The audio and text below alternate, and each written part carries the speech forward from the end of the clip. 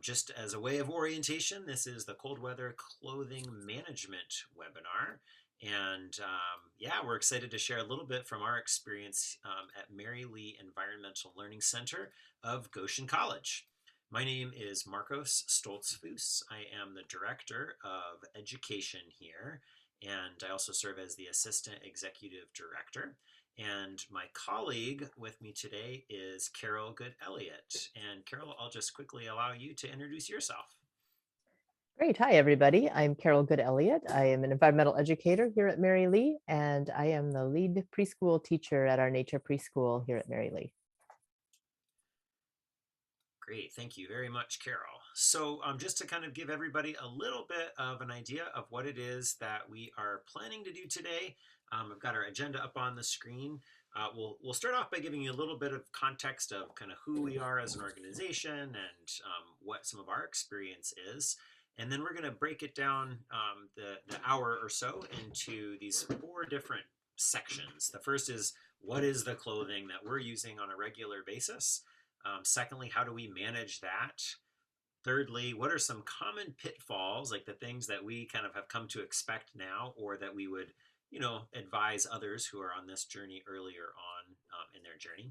And then finally, as I mentioned, we'll have a part here for Q&A, or a place where we can be responsive to what it is that you're interested in learning and hearing about.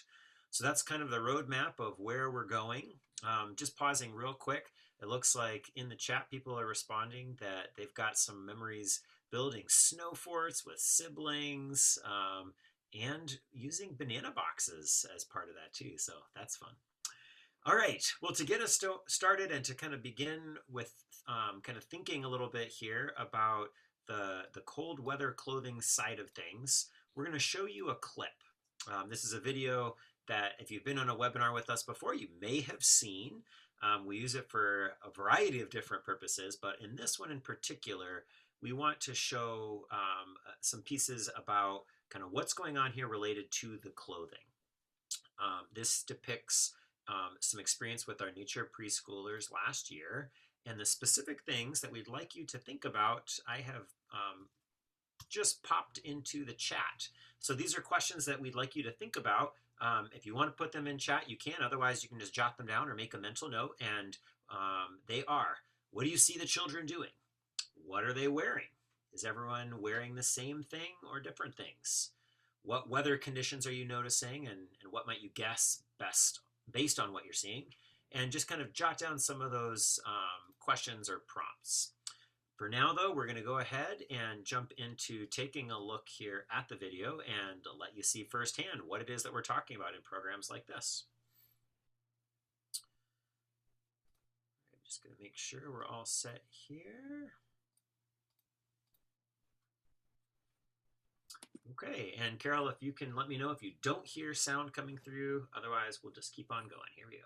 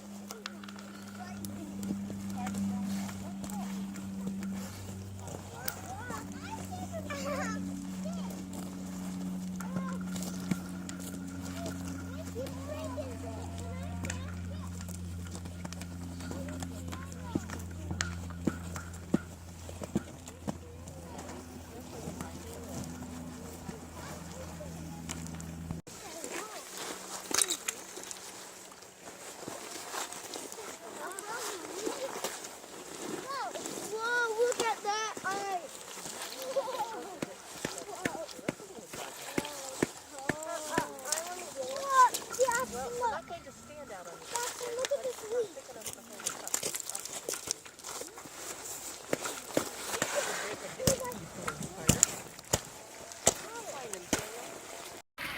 Doesn't seem like lots of people are using these, so maybe I'll do that.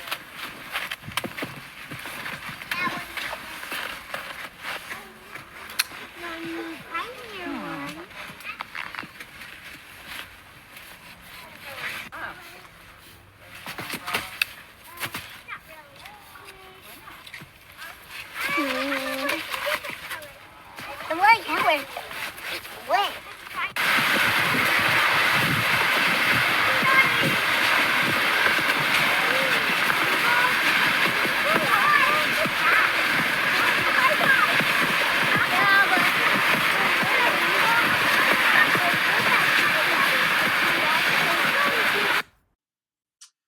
Okay, so again, we really love showing this video just because there's so much to talk about.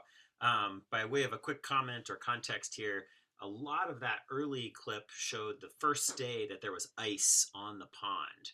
And so a lot of times we use that to talk about emergent curriculum or place-based education. But today, as we've talked about, we want to focus on the clothing. So be thinking a little bit about what you saw in evidence there on the students and what enabled them to explore and play. But before we get into your responses or any specifics there, we want to give a little bit of some background on our program and what's going on in that clip that you saw. So first of all, for those of you who aren't familiar with us, we're located in northern Indiana here in the Great Lakes region. Our programming that we have most recently gained experience with cold weather clothing is our nature preschool. This is a partnership with the local YMCA, the Cole Center Family YMCA, and with our local school district, Central Noble Primary. And so you can see here we've got our bus. The way that our particular program is set up is that the students are indoors at the local school for the beginning part of their day in the morning. And then after lunch, they come out and visit us at Merry Lea for the afternoon part of their day. The way that that works in terms of like when we're actually outside is that we have a 4-day-a-week program. It's a full day program, so 8:30 to about 2:30 or so. And they're outside for about 2 hours of every one of those days. We do that in all weather, whether that is the rain and sometimes snow or sleet of November, or the beautiful flakes in the middle of January, all the way basically from September through late May. We do have a few different cutoff times of when we won't go outside, and weather-wise, those are in a few different categories. The first is we will not do any programming outside if there is thunder or lightning. On those days, we've either kind of checked that in advance and we just have made other plans, or if it comes up unexpectedly, we'll go inside when something like that happens. For us, we've determined that a 0-degree Fahrenheit wind chill is going to keep us from going outside, at least at Merry Lea. We might go outside for a much shorter time out at the school where we can quickly go back in and warm up a little easier. We also were thoughtful about high winds when we're in the forest, thinking especially about dead branches or windfall. And then kind of a broad or baseline cutoff is at any point when one of our teachers is concerned about the safety of the children. We know that kids are individuals and they respond differently to different temperatures. And so if we're worried at all because one of them is really starting to shiver badly or for any other reason, then at that point, we'll call it a day and head back inside to warm up. The last thing I'll just mention is in terms of kind of who we typically see in our nature preschool, we are in a very rural location. And so our families that we're serving kind of range anywhere from they don't necessarily go outside a whole lot on their own to they may be hunting or fishing or camping families, and we kind of have the gamut within that spectrum.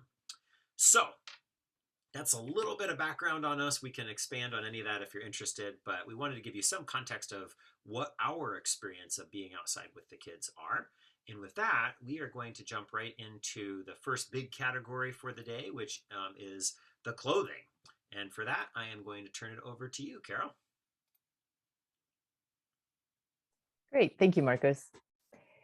So yeah, the clothing, because that's kind of how we manage to stay outside when it's cold outside. So how do we approach their clothing and the questions of what to wear, how to be outdoors? Um, what do we have in mind when we're thinking about what it takes to be well dressed, right? So that's kind of what I want to run through with you here at this point.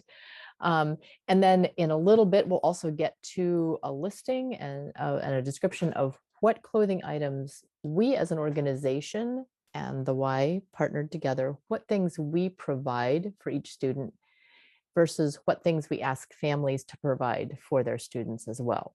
So again, we'll get to that list in a little bit.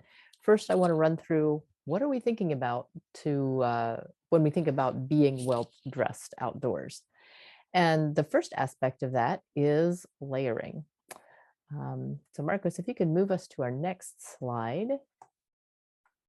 Thank you very much. Layering is definitely a key thing. And one of the things that we are trying to help our students learn and come to understand is that different clothing works with different temperatures, and what clothing makes sense for different temperatures. And again, that varies some from individual to individual, certainly, but there are some pretty clear categories that fit as well. So for today, we're especially focusing on these colder temperatures and what kinds of layers we ask children to wear, what kinds of layers I as a teacher am wearing when I'm outdoors with them as well. Let's go ahead. Yes. So thinking through different kinds of layers, some of you may already be very, very familiar with the idea of layering, wearing multiple different thinner layers of clothing to add up to enough to be warm and comfortable.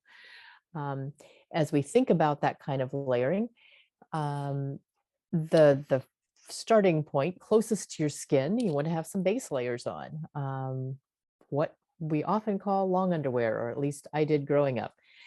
So you want kind of thinner, lighter weight clothing right against the skin, and that's there to help both keep moisture away from your skin, like wick away the sweat that might form when you're out sledding or running and things like that outdoors, and keep that moisture off your skin, as well as helping keep some of the warmth in too. And some of the types of fabrics that work the best for that are things like thin, lightweight wool.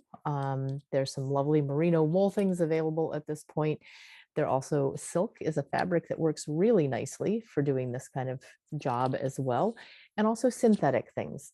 So things like, I know that at places like Target and a lot of local stores, it's possible to find long underwear. It's often called base layers. It might be called long underwear. That is a synthetic fabric. We want to avoid cotton against the skin when it's cold outside. Cotton just traps the moisture and it keeps it against your skin, and it will chill us really, really fast. So wool or synthetics are things that are good to have against the skin when we're trying to layer up.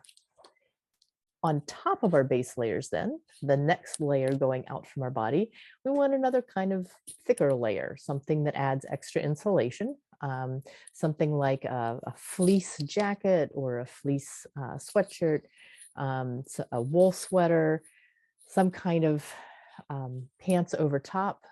When it's really cold, something like a fuzzy fleece pants work really great as an extra mid layer over top of the base layers. Again, continuing to keep that moisture moving out away from the skin and providing extra insulation between your base layer and the outer layer that you're going to be wearing.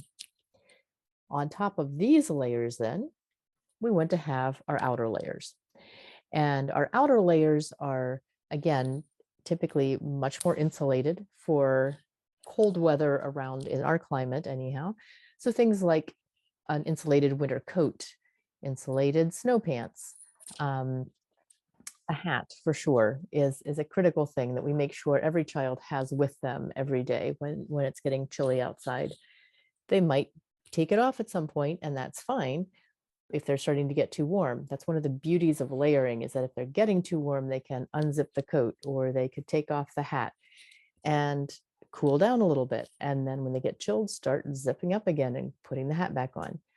Another piece of our layering that we make sure every child has is one of these fleece fuzzy neck gaiters.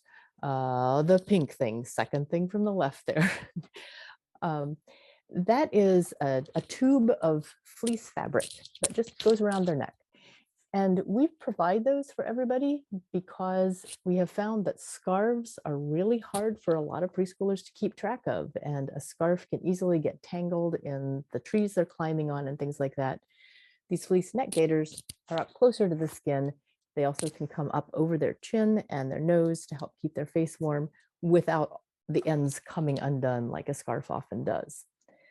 In addition to these layers, during our kind of mid-season or transitional seasons when it's both cold and wet, we often have the children put their rain pants and their raincoat that we have provided over top of their insulated layers as well, over top of their snow pants and their snow coat, because many snow pants and snow coats are not waterproof and they're barely water resistant. And we really, one of the keys for staying warm is staying dry.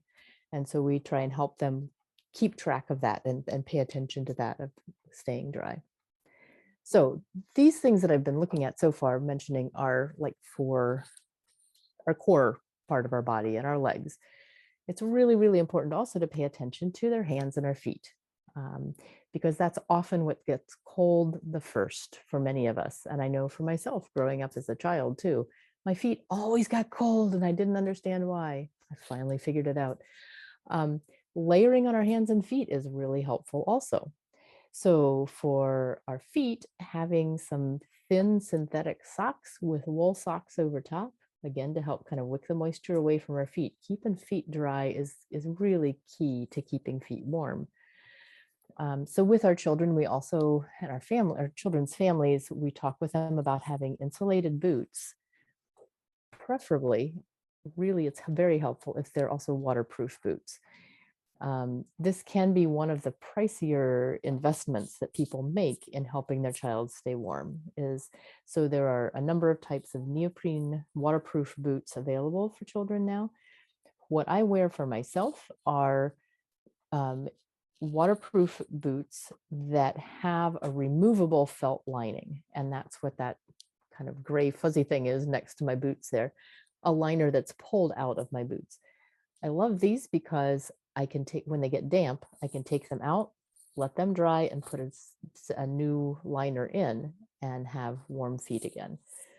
For our hands, our children often are using the kind of lightweight thin knit gloves.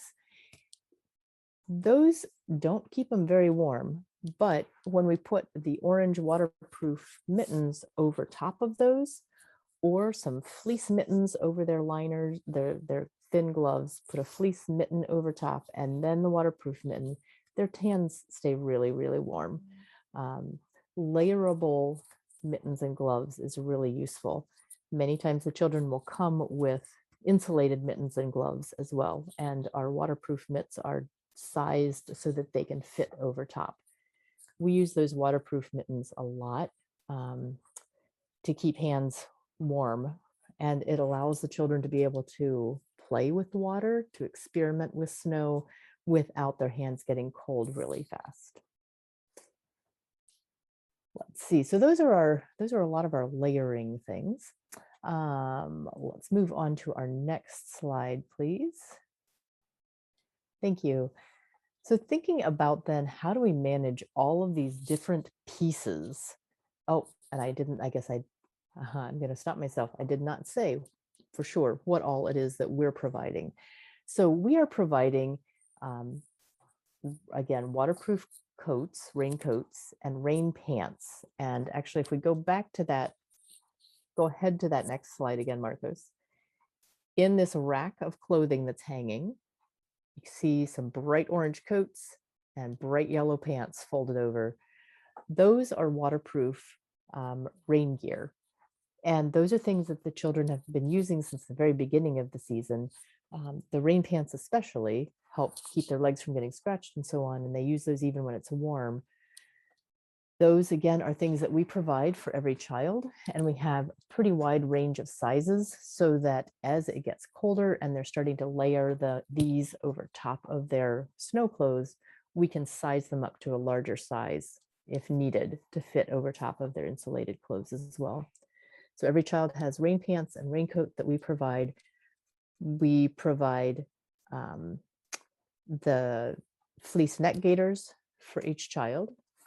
And we also have those orange waterproof mittens that were pictured on that last slide as well. Now, the waterproof mittens covers are things that we keep at Merry Lea and have available for use as needed, rather than them going back and forth to their indoor classroom or back and forth to home. The raincoat and rain pants are things that the children that are stored at the indoor classroom space where they spend time in the morning, and they layer those onto themselves before they leave the indoor classroom when they're getting ready to come to Merry Lea for their afternoon.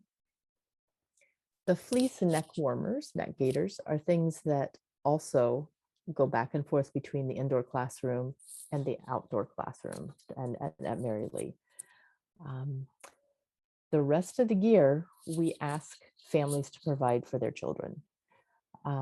We do have a collection at Merry Lea of extra mittens, extra gloves, extra hats, and a few extra like fleeced jackets and things like that that people have either donated to us or that we've found at secondhand stores that are available then as an additional layer for a child if needed. Or if they get wet and we need to put something dry on them to help them stay warm. So, and the YMCA teachers also have a collection of a few extra things as well. So then how do we manage all this gear? And what do we do with it? At the indoor classroom, the photos on this slide are showing you a variety of, well, the kind of the storage system. Each child has their own sort of cubby space, a number of different shelves and baskets and spaces where they can keep track of, where they can put their own hat, their own neck gaiter, their mask that they're wearing for COVID purposes when they're outside with us.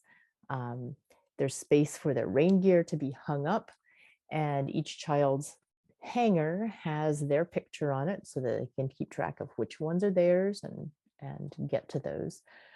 There are spaces for them to put their boots each day as well.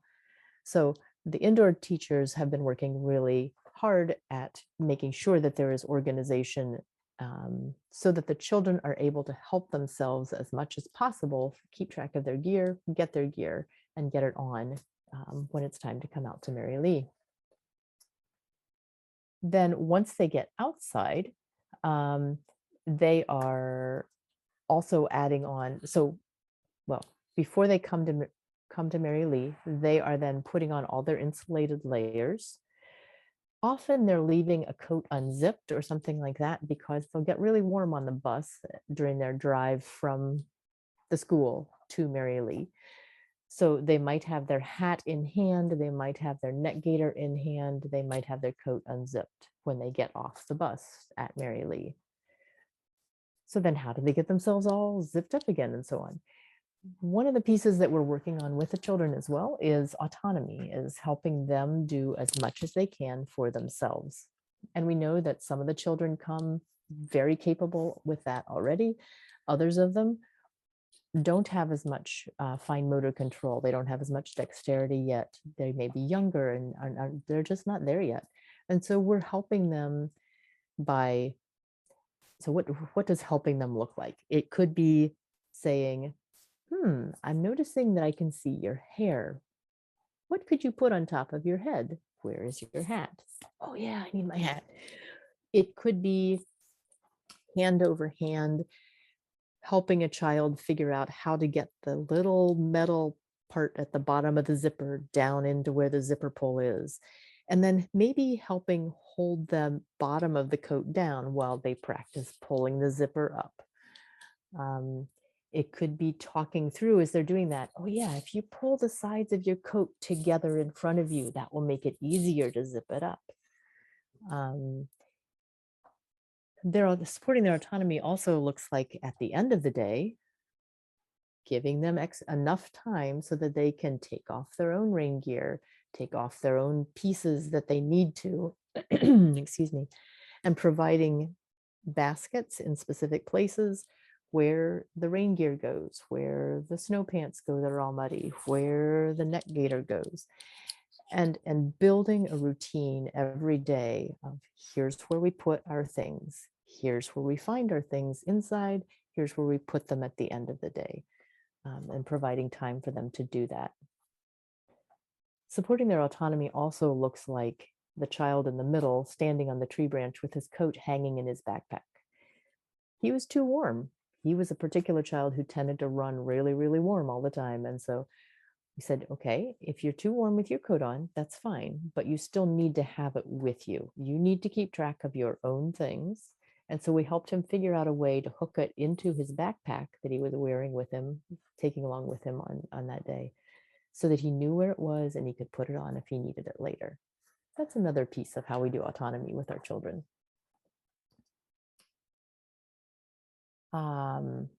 Let's see. So then other pieces of managing all the gear. Certainly parent communication is a huge part. Trying to help the parents who are signing their children up have a sense of what it actually looks like for their children to be outside with us for 2 hours in all weather.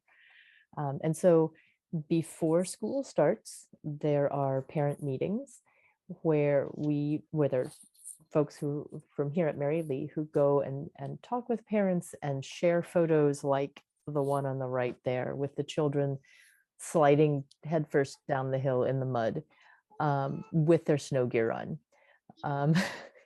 It looks definitely looks like sharing those kinds of photos, talking through layering and what we mean by layering,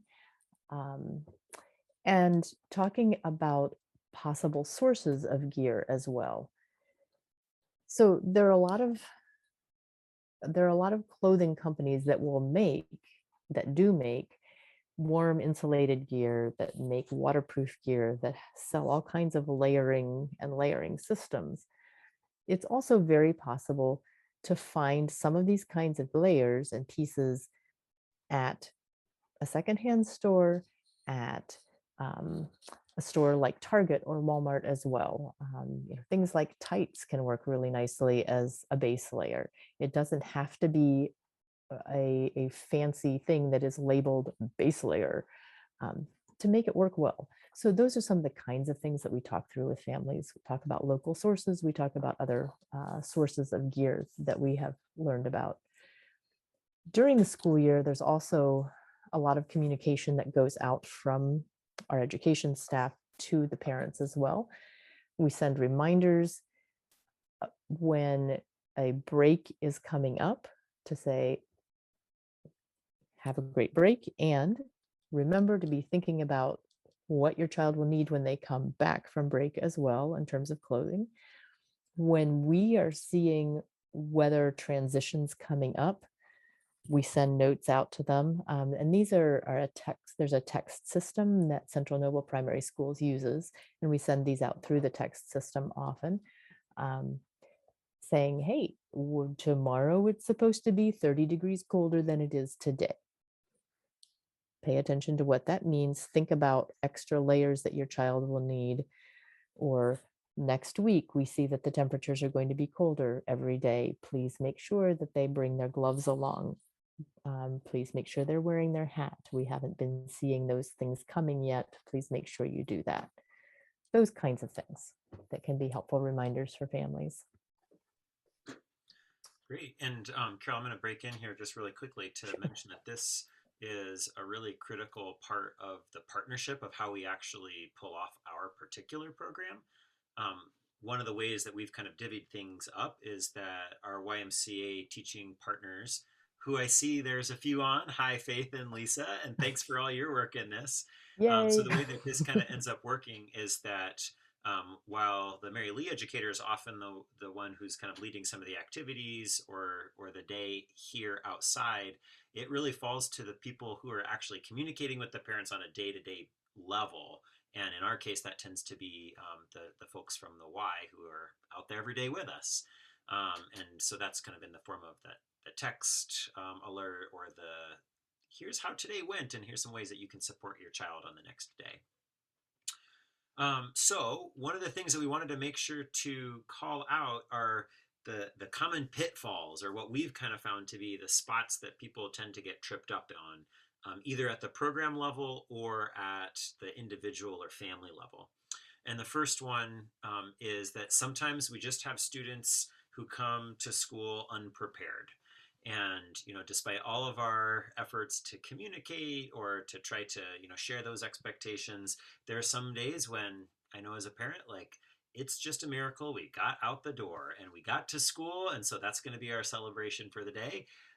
But, we still have that concern that if students aren't able to be outside in a way that they are prepared physically, specifically the clothing, then they're not going to be prepared to learn and enjoy themselves either. And so if there's a thing that's coming up where there's regularly a student who's just coming to school unprepared, we've taken a few different strategies for how to deal with that. We try to approach that with as much grace and patience as we can, and knowing how those days sometimes go. That's one of the reasons that we've got extra clothing in the classroom so that we can put students in that if we need to. In more extreme cases, if it's just not really working with a family on a regular basis, we have also at times communicated to a parent or a guardian that if the student isn't prepared clothing-wise for the kind of weather that we're experiencing, then they need to come back with the clothing that the student needs, or in our case, that they would need to get the student picked up before they go out for the outdoor part of the day.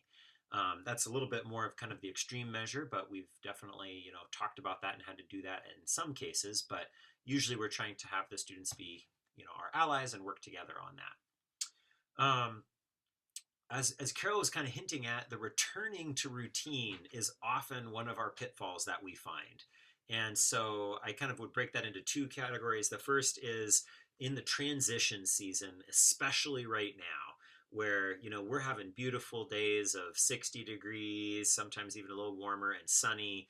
And then the first time that it gets down into the 40s or the 50s and it's not sunny anymore, those are the days that we know that students are probably not going to be as prepared, because we're not used to it. We're not into that routine of being ready for the really cold weather.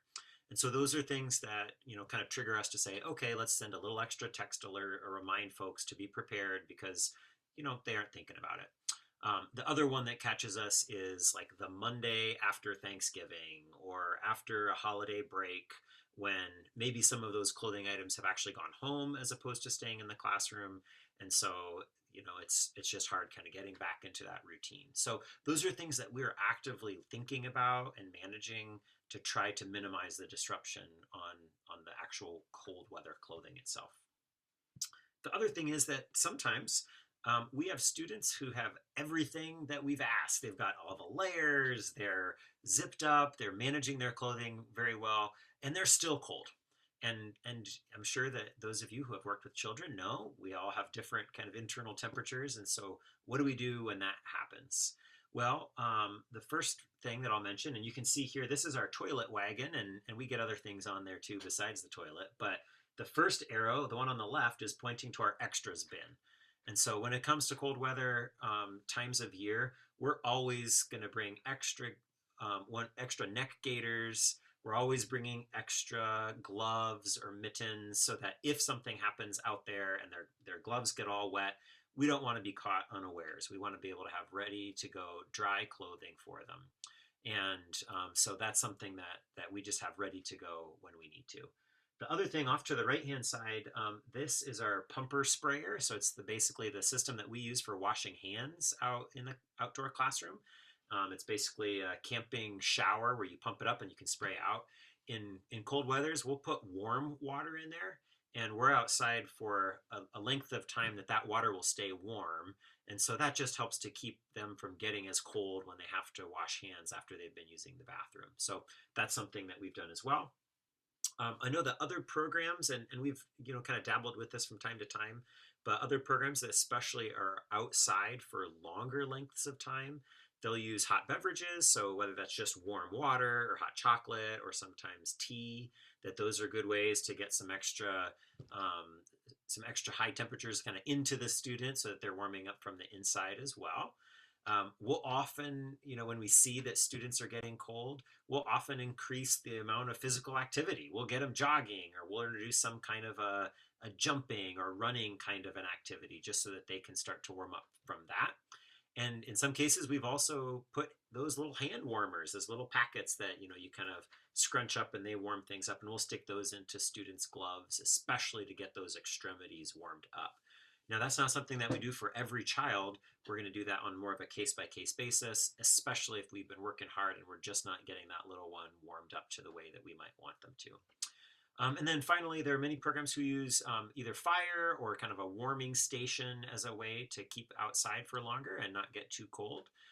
In our case, we're outside for a short enough time, and the logistics are such that we haven't included fire for logistical reasons, but philosophically, we'd be glad to help give the students the opportunity to learn about fire and safety and also use it as a warming kind of a component as well. So just some other kinds of considerations to think of as you're wondering, what some of the options might be for you taking students outside. Then you might have noticed we're in the middle of a pandemic. And so Carol, you're going to mention just a few things about the extra special considerations having to do with, for example, this poor little student who's trying hard to do some drawing and is just getting all fogged up. Yes, indeed. and I will speak for myself. I've dealt with that a lot too. So with the pandemic at Merry Lea, we do during our programs require that the children and our educators wear a face covering to protect these youngest learners who are much too young to be vaccinated at this point. Although a few of them are now at the cusp where maybe they could be if their families choose to do that. But we can't guarantee that for them all. And so especially in last year, before anyone could be vaccinated, that was something that we were really paying close attention to, and we're continuing to. So another piece of clothing that we are providing for everyone, all of the children, is a face shield. And we have cloth masks available for them as well. And a part of what we've thought through with the masks that we have chosen is warmth and breathability for being outdoors when it's cold outside, because masks do just steam up quickly. The fabric will get damp.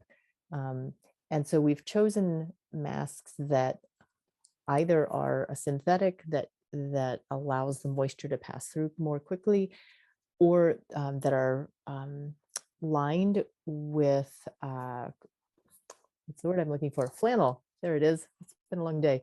Flannel lining so that it stays warmer on the skin a little bit longer.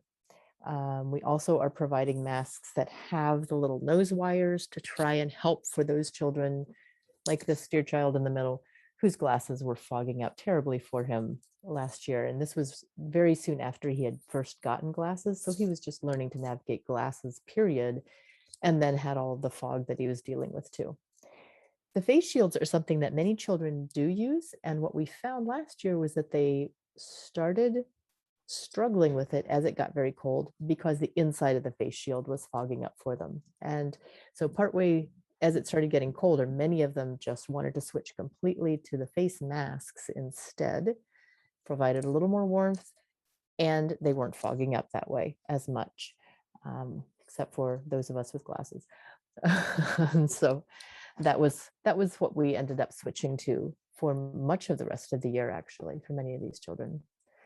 One other quick note, kind of back to some of this rewarming pieces that Marcos was mentioning, is that in addition to the commercially purchased hand warmers, we have also made some reusable hand warmers as well, with rice in the middle, the dry rice filling, that we can warm. And we have a little cooler chest thermos chests that we put those in so that they can stay warm and go out as well, for warming up fingers when needed. Great. Thanks, Carol, for adding Sure. those pieces. And I will attest that a microwaved bag of rice can actually do wonderful things for warming up your fingers and extremities. So don't discount the simple tech. Okay. So we are now kind of getting towards the end of our presented material. Let's see here. I'm going to just show one quick resource that we're planning to share with everybody. That is a PDF that we've prepared for you, and then we'll move into some question and answers. So let's see. Can someone confirm you're now seeing my screen with a resource? Carol, you probably know what I'm talking. Okay, great. Yep, So it's there.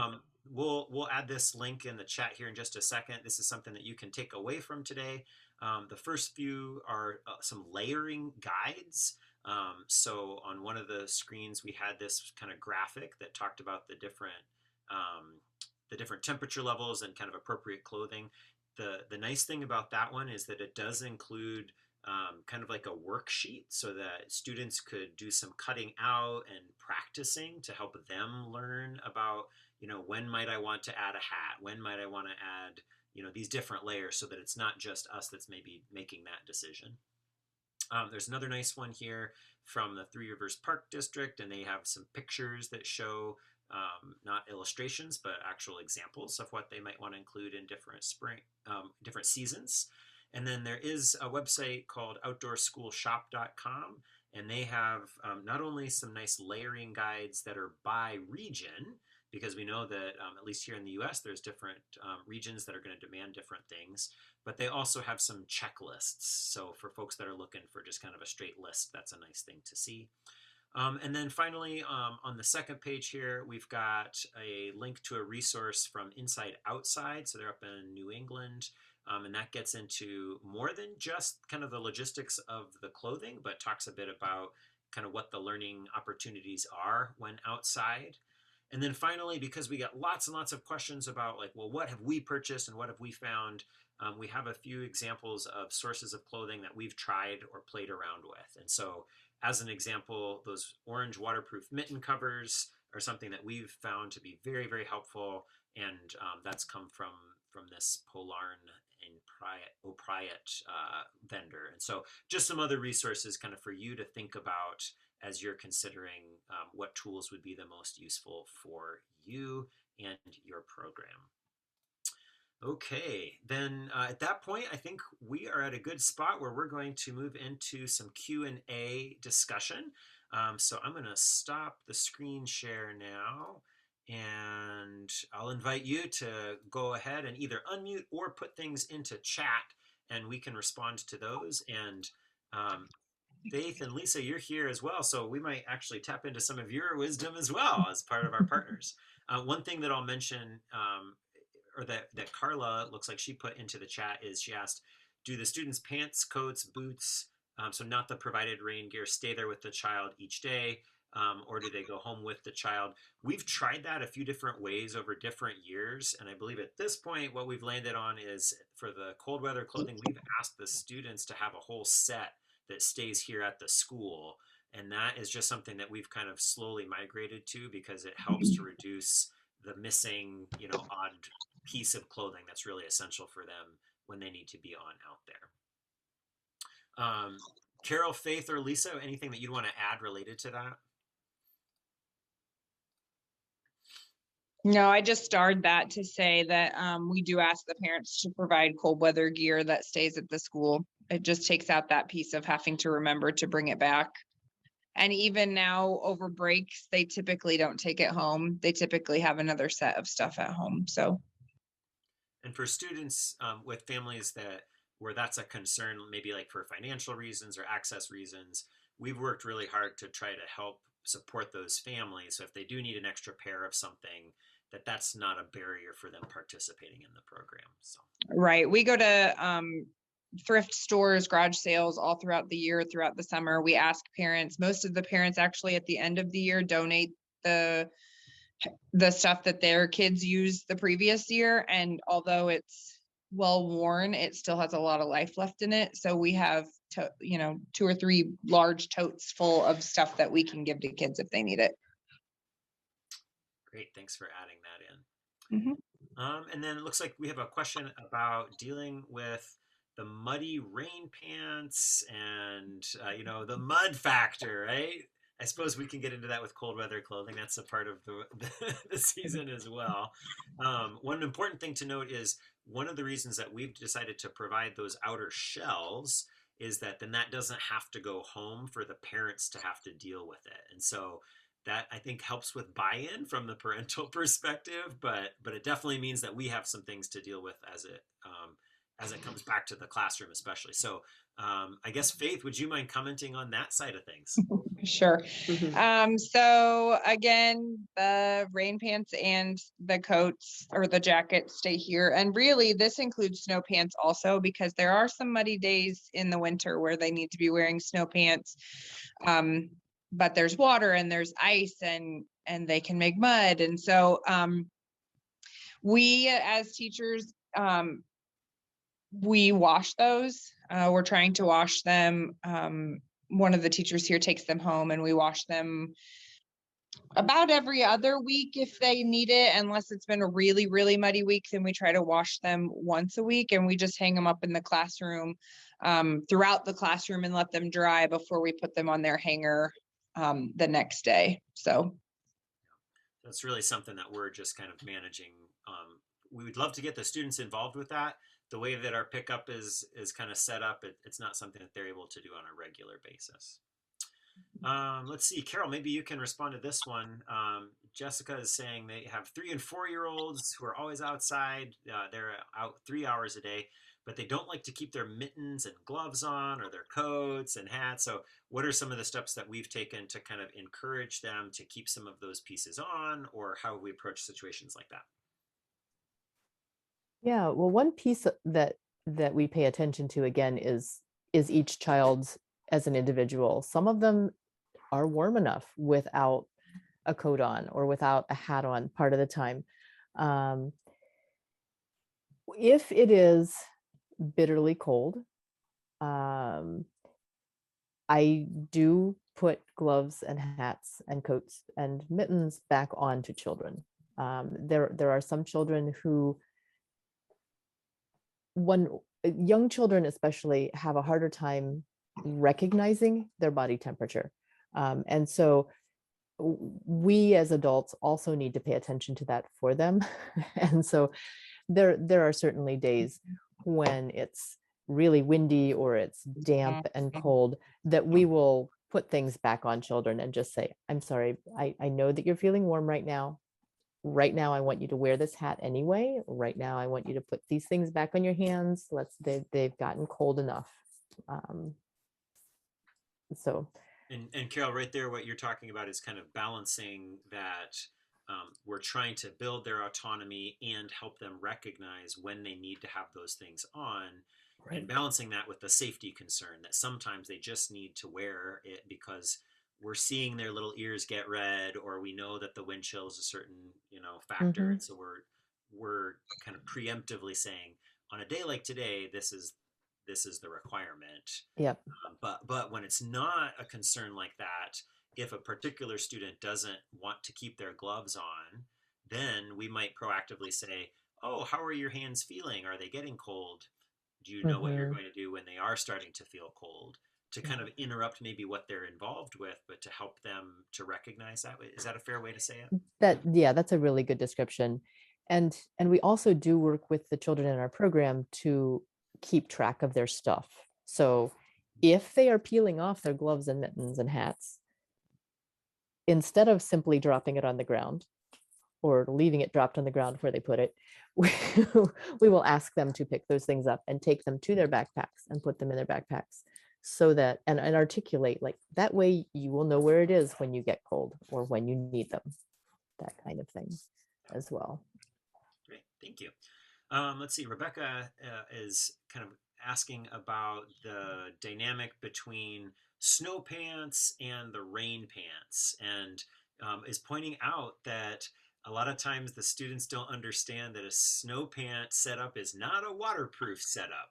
And I would say that one of our hardest days to be outside is a cold day that is also wet because of that exact reason, as you're saying. And so, one thing that we actively do as teachers is kind of try to anticipate that and help to determine if it's going to be a rain pant kind of a day or if it's dry enough to be more of just a snow pants kind of a day. And we're, as long as it fits over, if it's warranted, we can put rain pants over snow pants. But that I guess depends a little bit on your situation and your program, and if you have enough sized pants to allow that. Otherwise, there's a yeah, that's a difficult one or a tricky one, but we've definitely gone that route because we want to keep the kids dry in order to stay warm. It also helps protect the snow pants as well, right? So it's in some ways it's easier to wash the rain pants than it is to wash and dry snow pants overnight. Okay, another question. Do we ever have times when the clothing or the boots don't dry out in between days? And what do we do when that happens? Faith and Lisa, I wonder if you can chime in on that one. Yeah, that happens. Recently, with all the rain we had several kids that were above in puddles or splashing in puddles, and their boots were soaking wet. We do our best to dry them out, but that what really helps is having that backup, finding things, putting stuff out on social media. Hey, if you're getting rid of your kids' rain boots that don't fit anymore, or your snow pants, we'll gladly take those. So sometimes they're not wearing their own things. We have found that with snow boots, sometimes newspaper helps. But again, if it was a wet, sloppy day and there is snow and water down inside snow boots, we don't have anything in the classroom. We don't have the capacity to be able to dry all of those. So we really heavily rely on having that extra stuff. And luckily, for the most part, they fit in a certain size range. So one extra pair can go to multiple kids, right? Right. Yeah. And maybe they're pink and they don't want to wear pink, but guess what? Your boots are wet. So your choice right now is wet socks or pink boots, So I have talked to a few educators at other programs as well, that have been able to get, say, a donation of boot drying racks, or where like there's a wooden rack with dowels, and the boots go upside down over that, and there's a heater underneath or something like that. We haven't gotten there yet, but I know that is a type of strategy, and that's like something I do at home. We have forced air at my house, so with my kids' boots, they were always on the vent overnight to dry out. And again, that's a nice feature of those boots that have removable liners. I've seen that more often with adult boots than kid boots, so I don't know how readily available that is for children, but that's a really nice way to speed up that drying process in particular. So, okay, I did post the link to the resource that I shared. That should give you a link to a Google Drive PDF that we pulled together for you, and so I encourage you to take a look at that. And again, that's got some good content for you to work with students as well. And it's just some examples of working with parents additionally. The last thing I just want to mention before we wrap up is that if you enjoyed this program, or if you're looking for additional opportunities to engage with Merry Lea, there are several different things that I would highlight. The first is that we do a monthly Zoom call. It's usually on a Monday afternoon at 4 o'clock. And we call that the ECHO Network, the Early Childhood Hoosiers Outdoors Network. I do believe we have some folks from out of state on the call today, and I would encourage you to take a look at whatever kind of organization might be in your state or your region, because those are often good networking opportunities. For us, this is a chance for us as practitioners to talk with others who are bringing students outside on a regular basis, and just to trade stories, tips, and talk about our practice as educators. And so a lot of times at this time of year, we're going to start talking about our clothing management systems or how we're communicating with parents about needs or expectations for how to be outside for longer times. So if that's something that you're interested in, you can find more out about that on our website and sign up there as well. Merry Lea does offer both in-person and virtual professional development throughout the year, and so that's something that you can look into as well. We love getting into this kind of stuff, and I'll admit the webinar is sometimes a little bit of a format that we don't like as much because it doesn't have as much opportunity for the interaction, but we find it's still effective to kind of get some information across. The other professional development that we do, we're trying to be a little bit more intentional about the design to make sure that you're able to do some synthesis and application to your own setting. And then finally, we do have a number of online resources available. That especially includes information about, for example, standards and connecting to standards, some of the basic research around outdoor nature-based education, and a variety of other pieces as well. And so you're welcome to take a look at that if you find that that would be useful. Otherwise, I just want to express thanks to everyone who logged on today. And for those of you that are watching the recording, we hope this was valuable to you as well. That brings us to the close of our webinar. So thank you very much for logging on, and we hope you have a great rest of your afternoon. Thanks, everybody, and goodbye.